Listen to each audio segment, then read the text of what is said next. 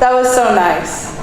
And I'm sure the next speech we have is going to be just as sweet and sentimental, really thought through. So I'd like to invite my brother and also the brother of the groom, Phil, to the podium.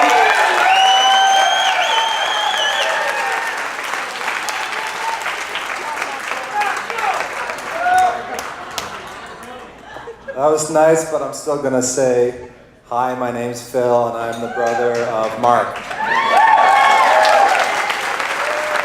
I'm the brother of Mark.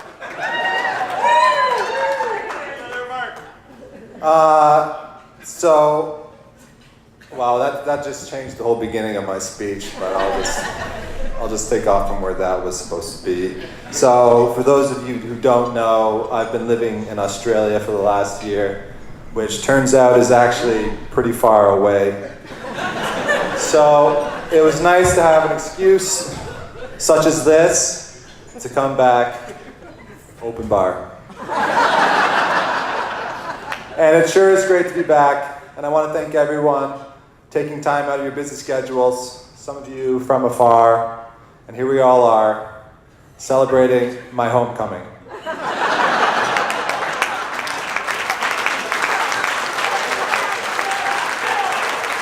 I want to especially thank the people that don't even know me and still came. As you can see, I'm pretty busy tonight, but I hope we can meet another time.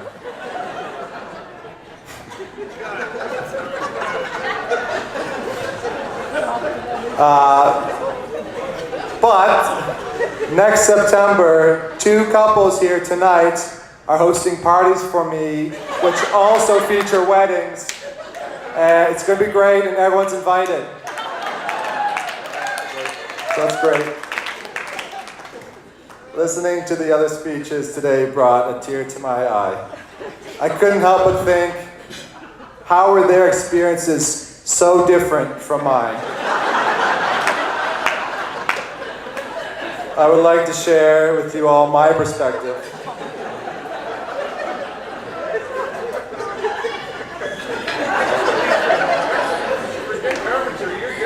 I'll start with Mark, because there's no one in the world I've spent more time with than him. Growing up, Mark and I did almost everything together. From video games, bee hunting with badminton rackets, which we now know was wrong. But who knew then that they weren't evil and were going to go extinct? We did. Yeah, we did them. We got them.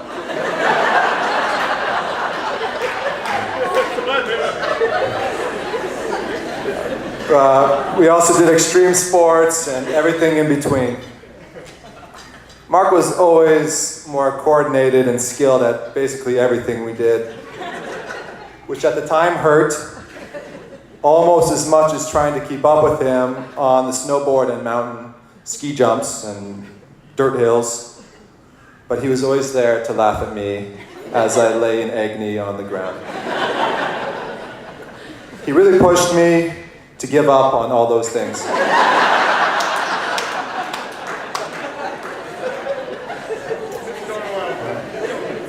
As many of you know, Mark is gluten, caffeine, and dairy sensitive. And always has been. No one quite knew at the time, which led to a childhood of stomach cramps. Many of you are probably thinking, oh, that's poor guy, he's probably in pain. And he was. But with that pain came a superpower. The power of gas.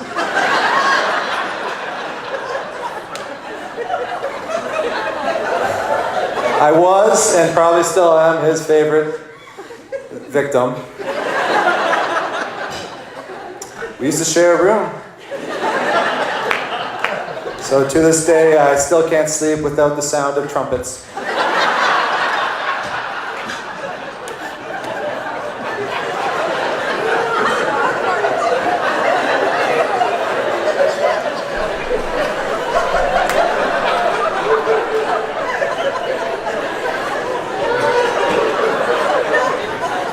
I apologize to anyone that may be grossed out, but I promised him one day I'd get my vengeance.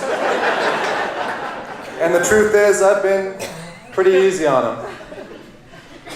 He's deliberately peed on me, for heaven's sakes. But I've tastefully chosen to leave that out. You're welcome.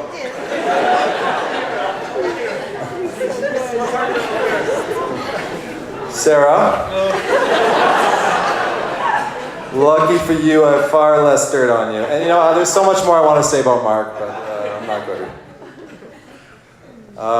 And honestly, I really can't say anything bad about you. Sorry, I've lost where I am.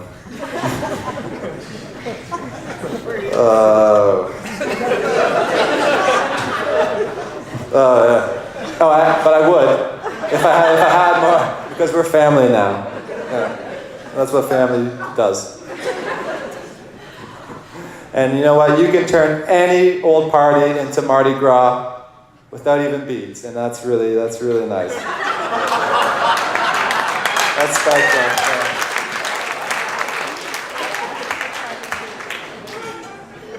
Well, I'm proud to call you sister. And there's no better thing than to watch your brother marry your sister. It's beautiful.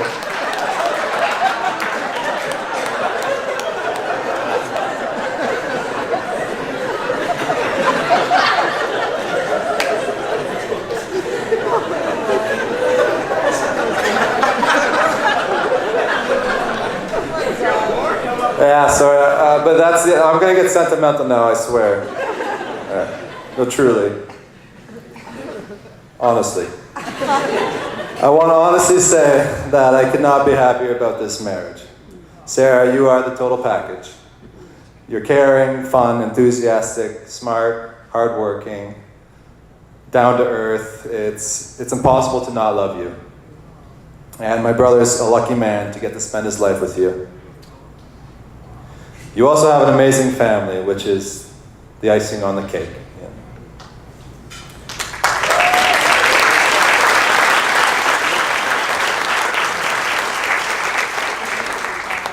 Mark, you've done good. Yeah. But that's what I would have expected from you. You share those same qualities.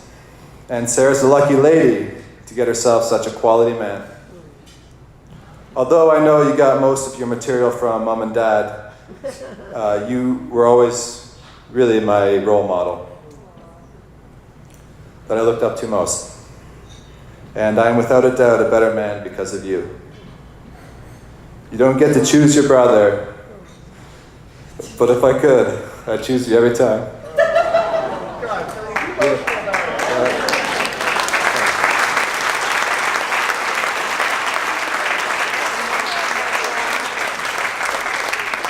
Cheers to my favorite couple.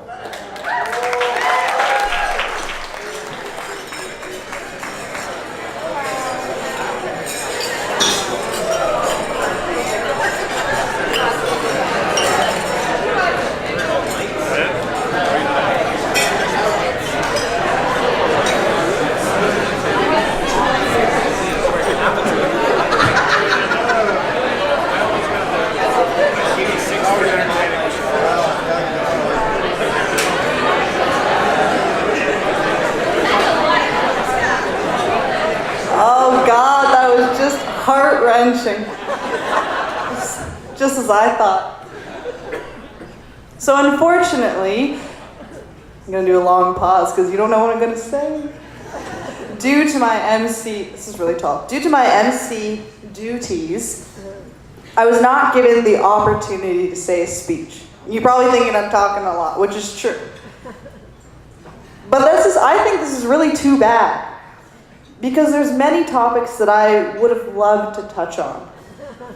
So instead, I'm just going to be running a focus group just at the back there in the hallway, where we'll be discussing Mark's abrupt transition from metrosexual to redneck about 5 to 7 years ago. And I can't be the only one who noticed that. And I have so many questions. Okay, yeah. Well, I know this has been a point of contention for a lot of people in this room. So I'm really happy that we finally get to meet and talk about it and, you know, bring that back to the microphone, our thoughts. But actually, I do have something nice to say for the first time probably tonight.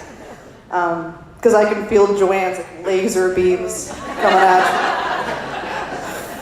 I have always felt so blessed to have such wonderful brothers. Mark, you're one of my best friends, biggest supporters, and definitely my greatest protector.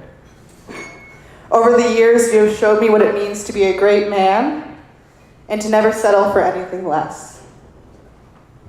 You have also showed me how to properly sing in the shower and how to eat all meals in under 30 seconds, which is arguably more useful than the first point I said. Just in case. You never know. So I wish you two a lifetime of happiness and shared hospital memberships. I think that's the best part about a marriage. As a married person, I think that's the best part. So to finish things off, I'd like to invite the bride and the groom to share a few words with their guests.